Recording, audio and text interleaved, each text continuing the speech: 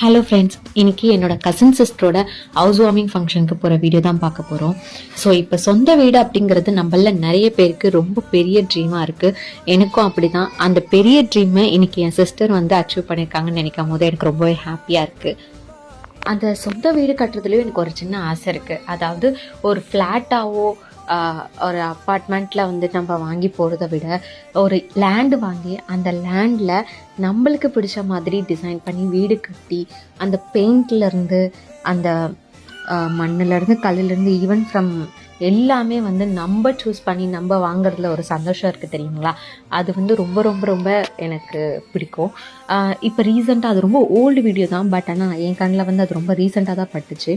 ஒரு நீயானா ஷோவில் வந்துட்டு அனிதா சம்பத் சிஸ்டர் சொல்லியிருப்பாங்க, கீழே பூமியிலேருந்து மேலே வானம் வரைக்கும் நம்மளோட இடமா வந்து அது தோணும் அப்படின்னு சொல்லிட்டு. அது ரொம்பவுமே வந்து எனக்கு இன்ஸ்பயர் பண்ணிடுச்சு. ஸோ அந்த மாதிரி நம்ம ஒரு சொந்த வீடு கட்டி எல்லா பொருளும் நம்மளுக்கு பிடிச்ச மாதிரி எல்லாமே வாங்கி கட்டுறது அப்படிங்கிறது ரொம்ப பெரிய விஷயம் இல்லைங்களா?